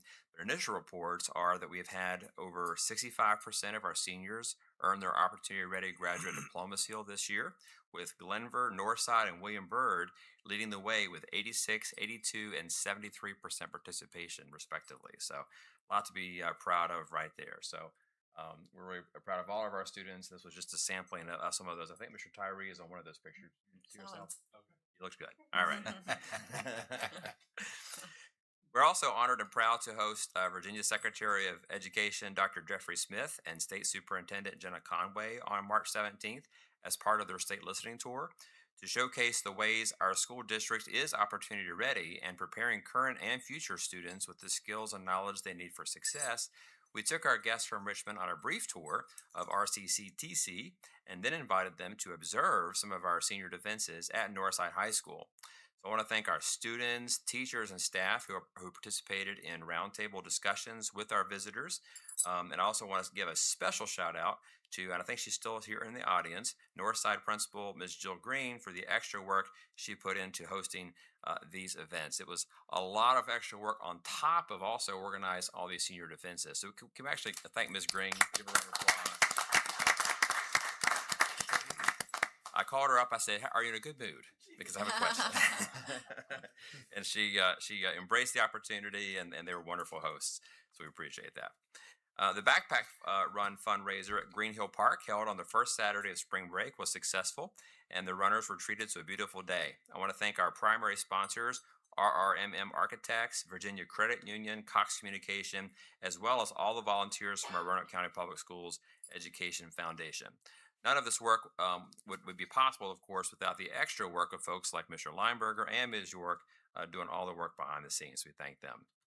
Speaking of our business partners, we, of course, made a big announcement yesterday at RCCTC celebrating the progress of our campaign for excellence, which is already about 1/3 of the way to the overall goal. The investment by Carilion Clinic of a donation of teachers and cash valued at over $1.25 million will benefit our health sciences program and the entire region for years to come. They're also working with us to identify additional programs that we can add to RCCTC, and they're also working really hard with us to encourage other businesses to partner with us. So we want to thank Carilion Clinic. We want to thank, of course, our business liaison, Carl York, and our highly respected CTE director, Jason Sir, for their successful efforts, and we look forward to more to come. Speaking of CTE, they are hosting a student job fair tomorrow evening at Greenridge Center. That's beginning at 4 o'clock for our high school students. Any high school students looking for some part-time employment, including summer employment, are encouraged to come on out with their families and check that out. I want to thank the board for your investment in our people with the adoption of the FY27 budget, providing a 4.5% salary increase for our employees. Thank Dr. Soltis and Ms. Peterson for leading this process. I don't think that Ms. Peterson has slept for 72 hours, but she did a wonderful job making that presentation, and a lot of good decisions were made, so I applaud them.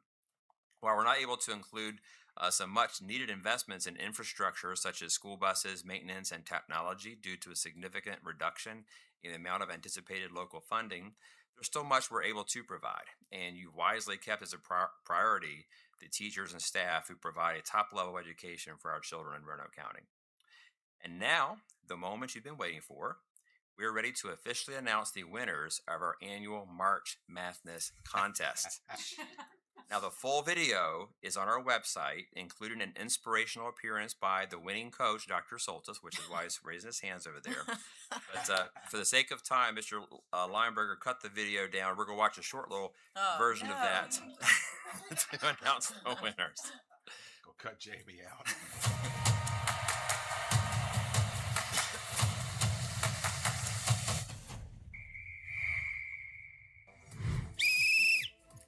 That's it. Time's up. The final calculations are complete and the results are official. The March Madness 2026 tournament has come to an end. Thanks, Dr. Nicely. Welcome to the championship wrap-up of March Madness 2026. I'm Chuck Lionberger, and joining me again is Sarah Baer, Supervisor of Math and your March Madness Tournament Director. All right, Sarah, you just heard from our referee. 3 weeks of competition are done. The numbers are locked in, and the results, they're final. They certainly are, and what a remarkable tournament it has been. And throughout this competition, students worked hard completing math exercises, known as proficiencies, earning 1 point for each successful completion. And this year, the results speak for themselves. In just 3 weeks, our students completed nearly 185,000 proficiencies. In fact, 184,169 in total. And that's a really precise number and a 6% increase over last year. Now, Sarah, that's not just growth, that's a major leap forward. And all that practice is going to pay off when students take those math SOL tests. Absolutely. This tournament is all about building confidence and strengthening skills, and our students rose to the challenge. And of course, none of this would be possible without our outstanding math teachers. Absolutely. Their dedication, encouragement, and support made this entire experience possible. So a big thank you to all of our teachers for helping our students succeed. Yeah, absolutely. It has been an incredible 3 weeks. But now, it's time for what everyone has been waiting for. Sarah, 4 teams entered. We've had 3 weeks of competition. We've had 185,000 proficiencies completed. And now 1 team will rise to the top. All right, Sarah, it's time to go to our referee, Dr. Ken Nicely, for the official results. Thanks, Chuck and Sarah. First, I want to recognize all of our teams and schools. The effort, focus, and determination we saw over these 3 weeks was outstanding. But in the end, 1 team put together a strong finish and rose above the rest. The 2026 most proficient team is the Guardians of Geometry. Congratulations, Guardians. A well-earned victory. We got 1 more major award to go. That's right. It's time to recognize the most proficient school. Let's go back to Dr. Nicely for the announcement. Thanks again. This was another close competition and with several schools competing at a high level from start to finish. But 1 school maintained its position and finished strong. The 2026 most proficient school is Glen Cove Elementary. Congratulations, Glen Cove. An outstanding performance. Well, you heard it. Glen Cove Elementary takes home the trophy. They held the top spot from the very beginning and finished with an impressive average score of 13.42. Last year's champions, Fort Lewis Elementary, finished in 2nd place, less than half a point behind. Mountain View Elementary placed 3rd, followed by Bonsack Elementary in 4th. Yeah, congratulations to Glen Cove. Rounding out the top 10 are Cave Spring Elementary, Penn Forest Elementary, Clearbrook Elementary, Herman L. Horn Elementary, Burlington Elementary, and Green Valley Elementary in 10th place. What I like about that list, and congratulations to Glen Cove, glad you're still here and can hear that in person.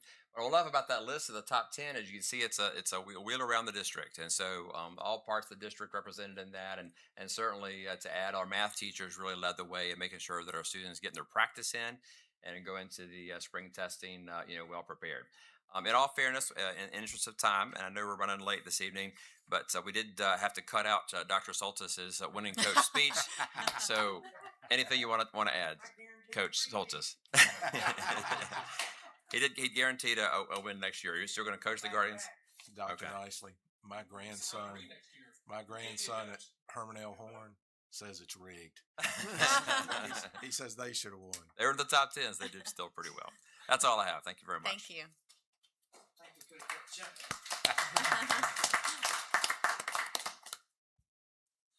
Item 13.01, reports and inquiries of board members. Dr. White, would you please go first?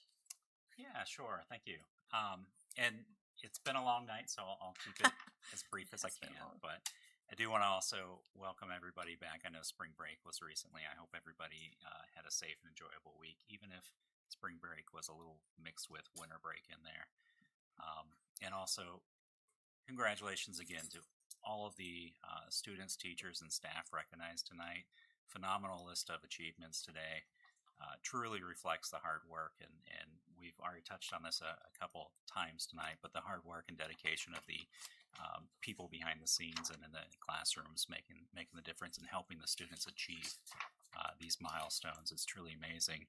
And to hear and learn about the Green Valley Elementary School being awarded the STEM School of Excellence and the scope of that competition being international is truly eye-opening for how well we're doing with a lot of our programs, and it's just truly humbling to see that. I will take a moment to step back and we certainly have some things to say about numbers and budgets, but I do want to thank the Board of Supervisors and specifically their chair right now, Tammy, for taking the initiative to reach out and rekindle communications amidst some heated discussions about budgets. It's truly a step in the right direction, I think. It certainly hasn't been a perfect relationship, but I think most of us who have relationships in real life recognize that they're not always perfect and there are challenges, and especially when tough decisions are at the table. Our personal beliefs, our feelings about things do impact how we behave with each other, and I think that it's important to step back and recognize the work ahead of us and to manage those appropriately. So I do want to thank them for that, and I do want to highlight too that part of that process was learning about the revenue sharing agreement that has been described multiple times to me now as the shining example and the model of how to create revenue sharing between a board and a school board. And I hope that we can continue to work together and find ways to maintain the agreement that we've worked under for so many years and keep it as whole as possible. But I do recognize that there are financial pressures, not just Roanoke County, state and national financial pressures, and I think we can work together to figure out how to solve these on a wider scale. So I hope we can keep doing that. That's as brief as I can do. Thank you. Mr. London? Yeah, thank you, Madam Chair. Too, I'd like to touch on what Dr. Nicely said about the Carillion event yesterday up at the CTE Center. Just fabulous that Carillion's going to donate $1.25 million over the next 5 years, and I want to thank Jason Sir and Carl York and Mark Jones, the Campaign for Excellence. You guys are doing a fantastic job with that. I know that hopefully spurs some other businesses to get involved, and I'm not sure which I'm more excited for up there, the students that are going to get to go to that facility or the community that's going to get to see what that facility is all about and how it's going to help build economic development and workforce development here in the region. Because every time I walk through there, I'm just surprised at how we're able to get that large a facility to be built for $80 million. That's not a small amount of money, but when we walk through there and see what that facility is going to have for the students in Roanoke County, just very exciting. So Carl and Jason, thank you guys very much. And unfortunately, I had to miss the senior defenses. It seems I'm out of town that week every year on a trip. So unfortunately, I did not get to see those senior defenses, but I was down in Charlotte this past weekend, and my wife and I were talking to a 2018 Northside graduate who was telling us her boss had told her she was up for a promotion. She was a little nervous about having to meet with the CEO and of the company, and I thought to myself, these senior defenses and what they go through in that will help prepare them, and we told her about it, and she said, gosh, I wish we'd had that when I was in school. So thank you for doing that. I know it will help those students in the future when they're out there trying to get a job or trying to get a promotion at a job. So keep up that. I hope that continues, and just really appreciate that Opportunity Ready program. That's all I have. Thank you. Mr. Greenway? Yes, ma'am. Thank you. I want to piggyback off the CTE Carillion thing. Hopefully that, as I was telling someone yesterday, I hope that begats other companies to come in and kind of see the momentum and everything that we've got going with that program. here we go. As I mentioned to a board member yesterday, just get us jobs now, because we're going to have students ready, willing, and able to do the work.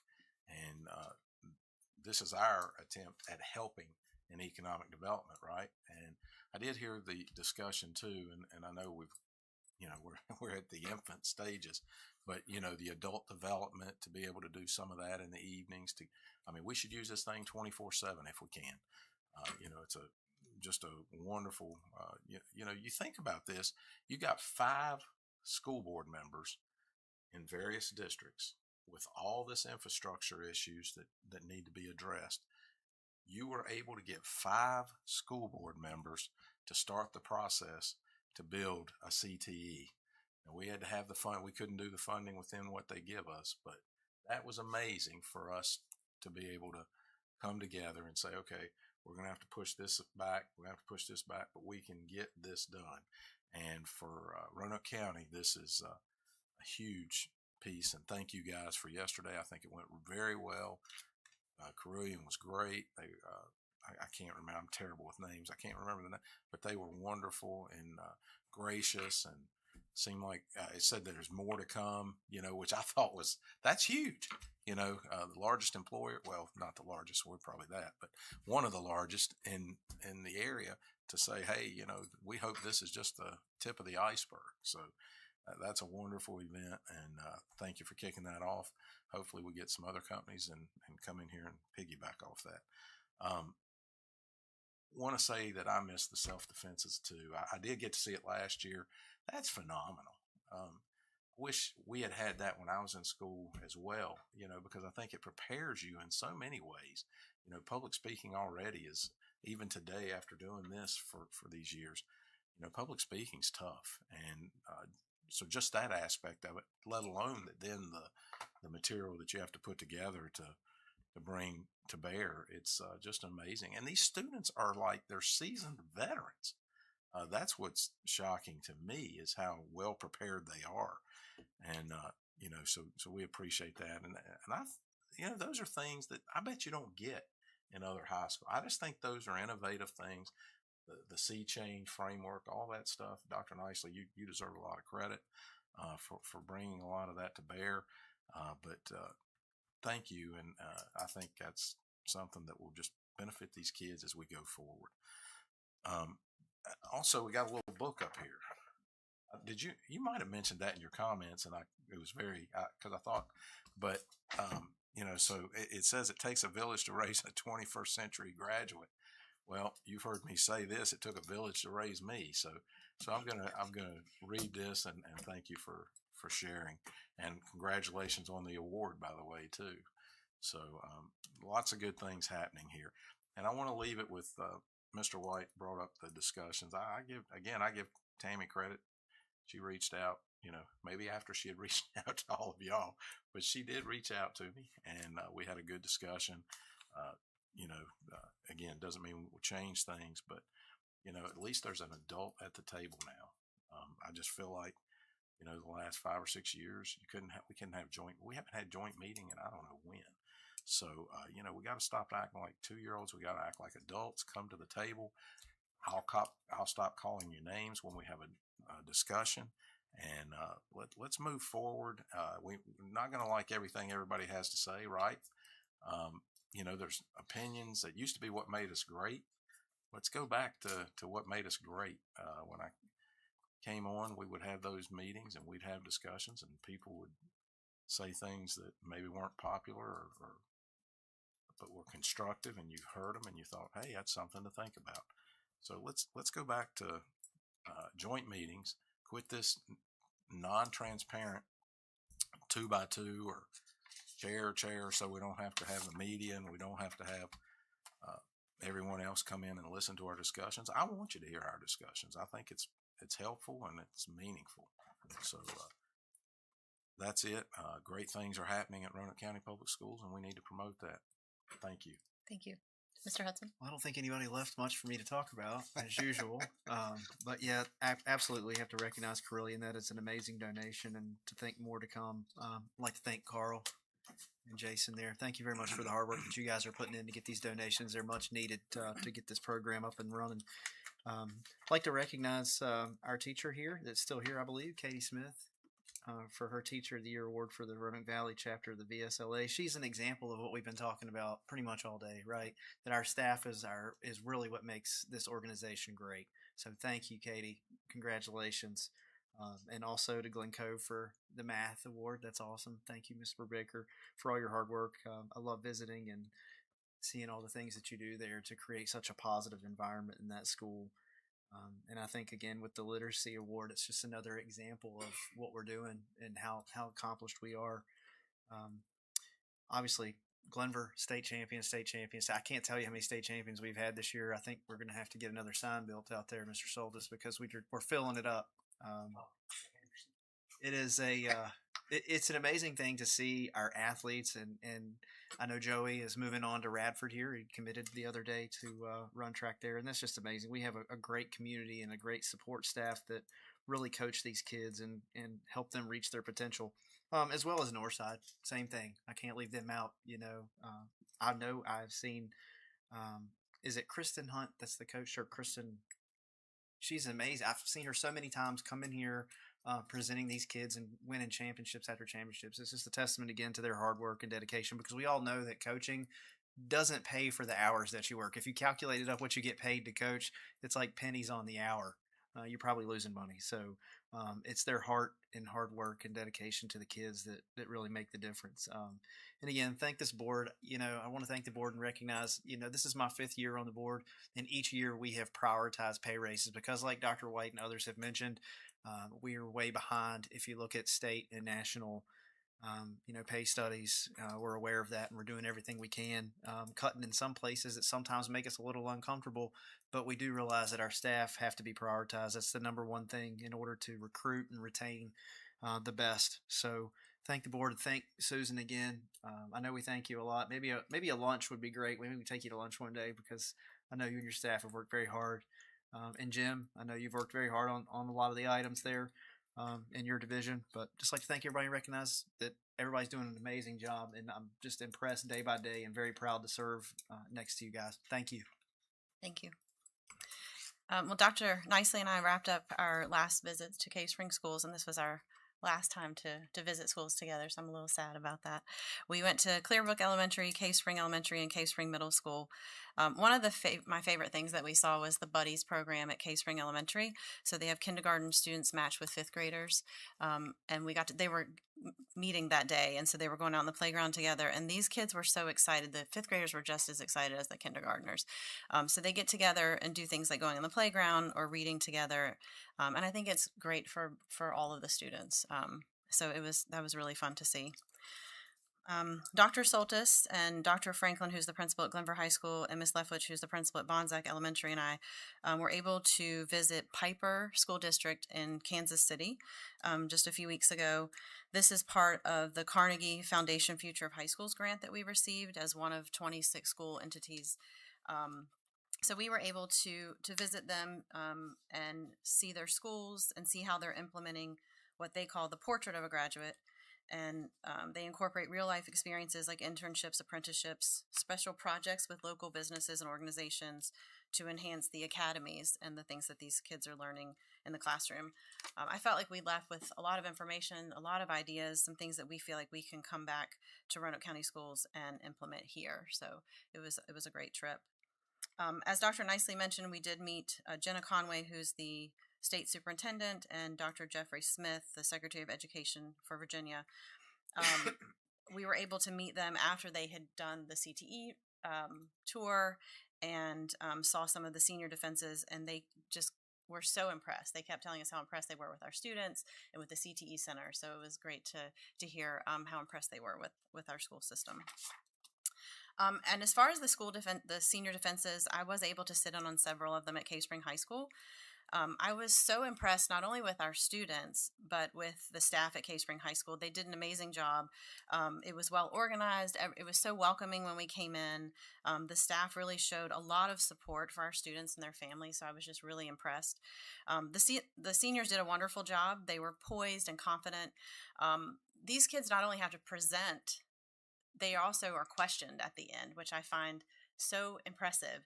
They don't know what those questions are going to be. There's a panel there, and it's like a job interview almost. And I was so impressed with how poised they were and confident, and it was just really impressive. It's also great to see how they recognize their growth through high school, and be able to share those experiences and accomplishments.